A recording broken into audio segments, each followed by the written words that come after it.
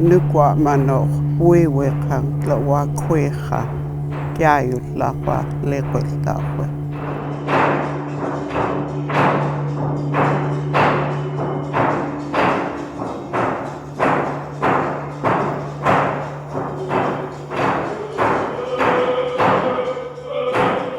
While treaty is a legal document that is meant to define the relationship between the nation and the Crown, it also has a number of sections that support reclaiming our culture and language. Modern treaties include a section called the Preamble. This is a series of statements about who we are, our history, and about our territory. The Preamble acknowledges that through our teachings and through our relationship with our lands, waters, and resources, we have maintained our unique culture and identity. This is a testament to our resiliency. To our resiliency. To our resiliency. The Preamble also reaffirms that our rights and title exist and that they are protected under the Canada Constitution Act of 1982. While much of the treaty is about lands and the relationship we have with the Crown, it also recognizes our right to preserve, promote, and develop our culture, our laws, our language, and our communities in ways that we will determine are culturally appropriate. This means that after treaty on our lands, we will once again have the authority to make laws in relation to our language and culture. It means that we will be in a position to work with British Columbia to return to the original and proper names to place in our territory, protect heritage sites, and repatriate our artifacts. It means that on our lands, we can make laws about how our children will be educated and how our language and culture will be included in their education. For the grandchildren, it's very important to me is the language. Everybody says, oh, the language is disappearing. People started having concerns that it would disappear completely, so they're trying to work on it to get it back.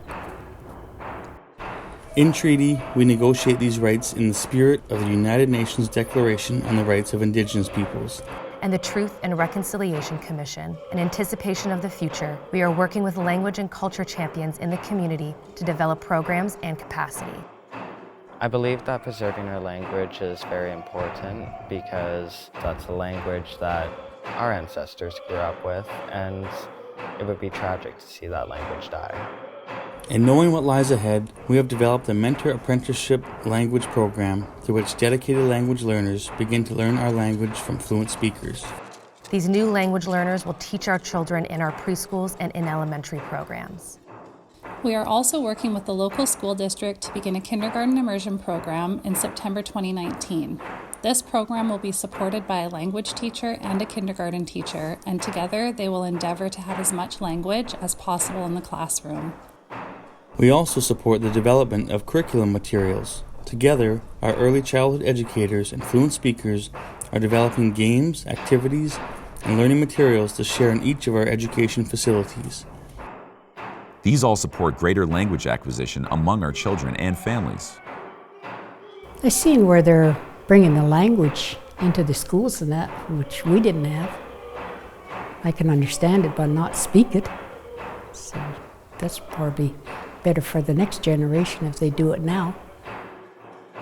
In these past few years, to bring some children out of their shells, they come out, they're not shy or afraid anymore. And it's so important to keep it going, and the language too.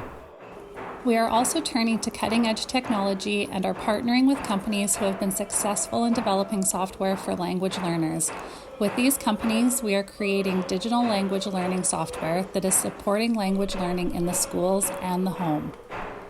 Together, these initiatives bring us closer to a world in which we have opportunities to embrace our history, our language, our culture, and our identity.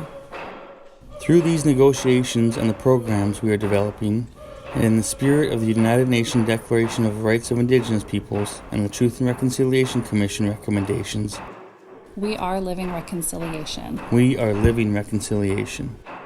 We look forward to the future, a future in which our children have opportunities to speak their rightful language and practice their culture openly and proudly. It makes me feel proud.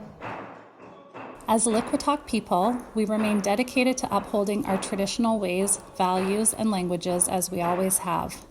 Through treaty negotiations, we are ensuring that our rights and traditions are not only recognized, but they are entrenched in the treaty. We constantly look to the future when negotiating, and we are confident that we are building a strong foundation for the 7 generations to come for the benefit of all Liquitok people.